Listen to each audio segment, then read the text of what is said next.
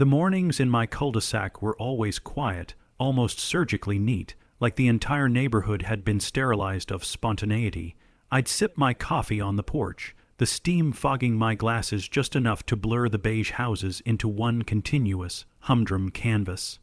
Birds trilled, sprinklers hissed, and somewhere down the street, a dog barked at nothing for 5 minutes straight. I liked it. The peace, the predictability, the perfectly trimmed lawns that made me feel, in a subtle suburban way, like the universe had at least one thing right. My house, a modest two-story with a driveway that could barely fit 2 cars side by side, was my sanctuary. I had planted tulips along the walkway, and they were beginning to bloom, fat and purple, almost mischievous in their perfection. I took pride in these small rebellions against monotony, a crooked birdhouse here, a wind chime, their tiny fingerprints of personality on a canvas of conformity. But I never imagined that one Tuesday morning, the serenity of my coffee routine would fracture like glass under a hammer. It began with a letter, a thick envelope with a logo that seemed designed to intimidate, polished serif letters spelling out the HOA name, overbearing and sterile. I tore it open while leaning against the porch railing, feeling the kind of anticipatory dread reserved for IRS notices or eviction papers.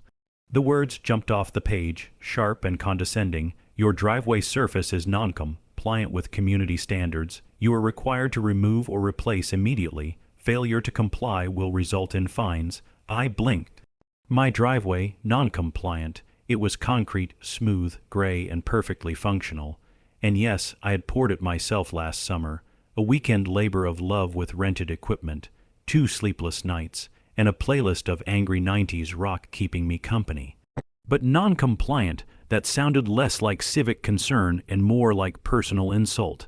I set the letter down and squinted toward the street. Across the road, Mrs. Callahan was clipping her hedges into topiary swans as if she had a lifetime contract with perfection itself. Brenda, the HOA president, was probably polishing her sense of moral superiority somewhere nearby, armed with clipboards and passive-aggressive flyers.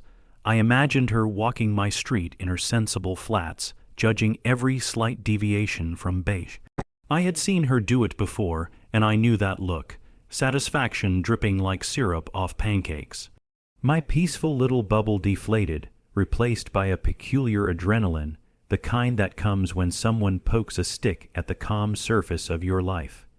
I walked down the driveway, ran my hand along the smooth concrete, and muttered to myself, non-compliant, really?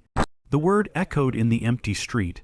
I could almost hear the HOA collectively gasping at my audacity, scandalized that a resident dared take matters into his own hands. There was an absurdity to it, a cinematic sense of petty war waiting to unfold. And maybe that's when it hit me. The letter in my mailbox didn't just contain paper, it contained war. The kind of suburban siege fought not with guns, but with forms, bylaws, and the slow drip of humiliation. I folded the notice carefully, like one would a fragile artifact, and tucked it into my pocket. That night, I dreamt of concrete pouring itself into grotesque shapes, of HOA board members bowing before my driveway like supplicants. And when I woke, I knew that whatever Brenda thought she was starting, I wasn't going to let it end with her sense of victory. Not yet. The next morning, Brenda appeared at my door like an avenging angel of conformity, clipboard in hand and expression sharp enough to shave with. I opened the door and smiled politely, the kind of smile that says I am calm, but also slightly insane in a charming way. She didn't smile back, "Good morning," she said, but it had the warmth of a PowerPoint presentation. "We need to talk about your driveway. It's non-compliant." I invited her in anyway, because nothing screams suburban hospitality like hosting your oppressor on neutral turf. She stepped inside, as if the foyer itself owed her an apology for existing. Brenda's eyes darted to the tulips, then to the crooked birdhouse I had painstakingly angled just so. "This," she said, pointing at the driveway from the window, "violates our design standards. You didn't submit a plan." I tried to hide my smirk behind a sip of coffee. "Plan?" I asked. "I poured concrete. It's a driveway. It doesn't exactly need a blueprint." Brenda's jaw tightened. She scribbled something on her clipboard, a frantic tattoo of compliance. "We take community standards seriously," she said. "Fines could reach $300 per week." I almost choked on my coffee. $300 for concrete? I imagined her walking the neighborhood in a vigilante trench coat, clipboards strapped like grenades, ready to explode at the first sign of human initiative. The absurdity of it all settled over me like a fog. Brenda continued lecturing about visual harmony and precedent, phrases that sounded to me like English words swapped out for ceremonial intimidation. I nodded occasionally, my head tilting as if absorbing her wisdom, while in my mind I plotted a silent comedy of errors where the HOA itself tripped over its own bylaws. Every sentence she uttered felt like a cinematic close-up, her mouth moving in slow motion while the world hummed in absurdist irony, and then she hit me with it. "If you don't correct this immediately, we'll issue citations and you'll appear before the board." I blinked. Appearing before them was practically a medieval trial by boredom. Later, I received the official violation letter in the mail. It was a masterpiece of condescension, formal typeface, bullet points, deadlines, and that relentless passive-aggressive undertone that only HOA correspondence can achieve. It began, "Dear Resident," which is HOA code for "We hate you personally, but will never admit it." The letter cataloged my crime with clinical precision: driveway width, color, texture, and even a note on slight slope irregularities. I read it aloud to my reflection in the kitchen window. My reflection raised an eyebrow. I imagined the entire board gathered in a beige room somewhere, smugly high, fiving one another over my driveway's alleged infractions. I laughed quietly, the kind of laugh that trembles with disbelief and amusement simultaneously. Humiliation settled in like an uninvited guest. The next HOA meeting was looming, a public tribunal where I would stand accused of the unforgivable sin, personal taste. I pictured Brenda presiding, her gavel an oversized yardstick, reading my driveway's infractions aloud while other neighbors nodded solemnly, convinced of my moral deficiency. I walked my driveway slowly that evening, touching the smooth concrete, feeling its defiance beneath my fingers. Somewhere in the distance, a dog barked at nothing, perfectly in rhythm with my growing sense that this suburban war had just begun. I didn't yet know how I would fight, but I knew the fight itself was inevitable. The night before the board meeting, I barely slept. Shadows from the porch light stretched across the driveway like accusatory fingers, and I stared at the concrete as if it could whisper legal counsel. Brenda's looming presence in my life had transformed my home into a stage, the driveway its tragic centerpiece. The meeting was at 7 sharp in the community center, a fluorescent, lit auditorium designed to make guilt feel institutionalized. I arrived early, briefcase in hand, as neighbors shuffled in like extras in a suburban drama, nodding at each other with a nervous civility. Somewhere, the faint hum of an HVAC unit sounded like the soundtrack of impending judgment.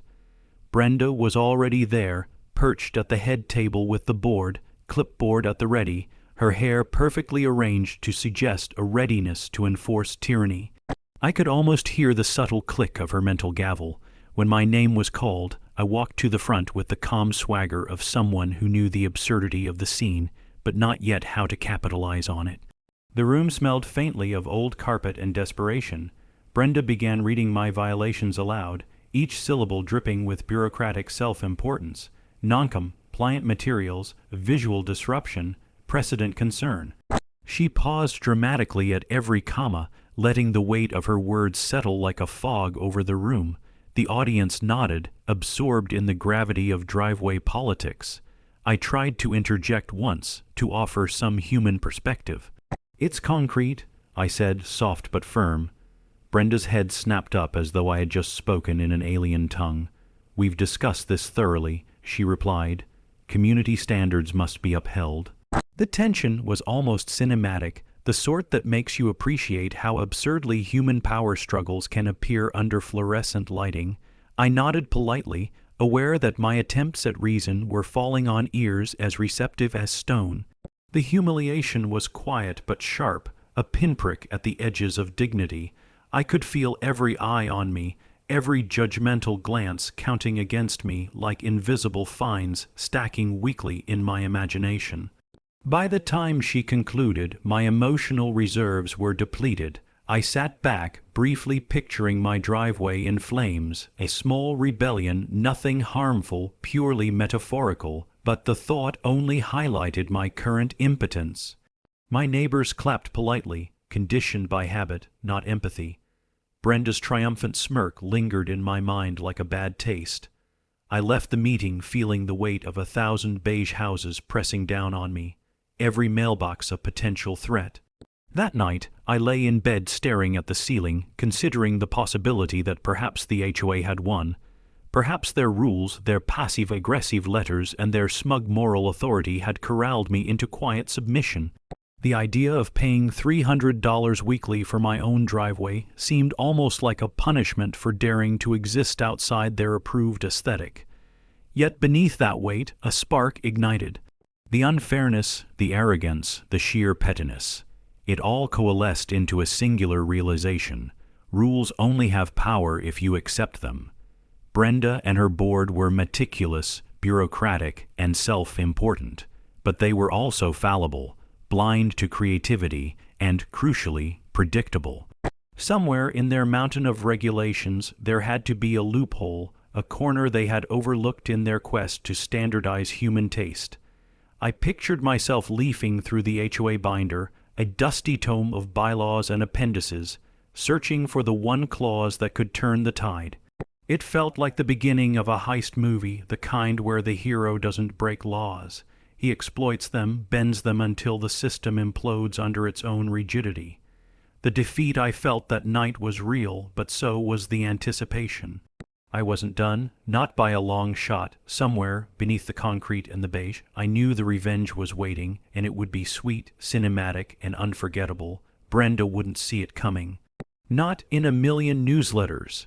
The next morning, armed with a highlighter, a magnifying glass, and a questionable amount of coffee, I dove into the HOA bylaws like a man hunting treasure in a paper jungle. The pages were dense, bureaucratic, and occasionally absurd. Paragraphs nested within paragraphs, rules within rules, every sentence designed to lull a normal person into submission. But I was not normal. I was fueled by outrage, imagination, and the promise of poetic justice. Hours passed as I traced every clause about construction, permits, aesthetics, and fines, cross-referencing appendices with obscure footnotes. Then there it was. A loophole so deliciously precise it felt like destiny. A driveway could be considered temporary if mounted on a base designed for mobility. In other words, if my concrete slab could technically be removed without violating structural or landscape rules, the fines were void. Mobility, movement, the word alone made me smile. The plan took shape that afternoon. I rented a small industrial dolly, a few steel rollers, and a welding torch, safely, of course, and began the delicate operation of cutting my driveway into modular slabs, each neatly numbered and slightly elevated on rollers hidden beneath subtle stone skirts. By dusk, it looked unchanged to a casual observer, but under the surface my concrete masterpiece had become a modular, mobile driveway, a bit ridiculous to behold in isolation, but glorious in intent. I could already see Brenda's expression in my mind, horror, disbelief, a touch of existential dread. The HOA board meeting came like clockwork the following week. I arrived early, the modular slabs hidden under the guise of normalcy, my confidence carefully masked with polite nods to neighbors. Brenda began her usual performance, reading off violation after violation. Then I stood, cleared my throat, and explained that I had taken steps to comply with mobility clauses, demonstrating by rolling the first section of my driveway a few inches forward. The room went silent. The fluorescent lights reflected off the smooth concrete, the subtle hum of astonishment vibrating in the air. Faces froze, neighbors blinked. Brenda's pen fell with a clatter. She opened her mouth, but the words caught somewhere between indignation and incomprehension. But she stammered, eyes wide as if the laws of the universe had shifted. I calmly pointed out the exact paragraph, the subsection, the footnote, and even the amendment from 3 years prior. The board murmured among themselves, realizing that their carefully constructed authority was being maneuvered by nothing more than creativity and a willingness to read. $300 in fines, null and void. Her expression betrayed a mix of awe and impotence. I smiled gently, letting the moment stretch like cinematic slow motion. I could almost hear the brass fanfare of justice in my head, my driveway gleaming like a trophy under fluorescent suburban lights. By the time I left the meeting, Brenda was reduced to a murmured threat about future compliance, which I mentally translated as, "Don't mess with this guy again." Walking home, the evening sun casting long shadows across my mobile driveway, I felt a serene victory settle over me. The neighborhood hummed with its usual suburban rhythm, but now there was an undercurrent of legend, an invisible story whispered from porch to porch. I poured a cup of coffee, sat on the porch, and watched the tulips sway in the fading light, knowing I had won not just for myself, but for anyone who had ever been told that conformity was mandatory. Maybe harmony isn't beige after all. Maybe victory comes in modular slabs, carefully rolled into place and backed by logic. Brenda wanted order, I gave her legend, and so, my driveway remains fully functional, perfectly legal, and subtly mobile, a testament to patience, wit, and the quiet art of reading the fine print. So yeah, the HOA never bothered me again. If you enjoyed watching me turn a $300 fine into legend, hit that subscribe button, because in this neighborhood, justice isn't served. It's engineered, modular, and slightly mobile. Don't miss the next story where I bend the rules, creatively,